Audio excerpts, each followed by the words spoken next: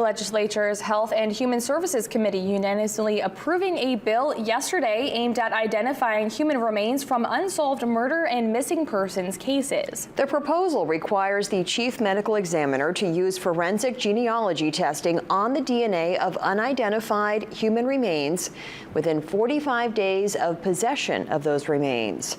The bill's sponsor says it aims to provide closure to affected families. The bill was amended to include the proper way to handle the remains of Native Americans.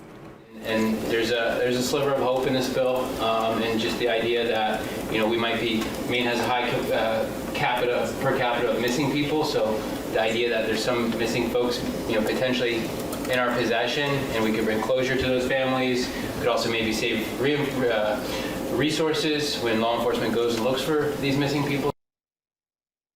The medical examiner's office will require $100,000 for this fiscal year, then an additional $15,000 each year after that to cover the costs. Now that estimate covers the 20 unidentified bodies in the state's possession and 3 more each year.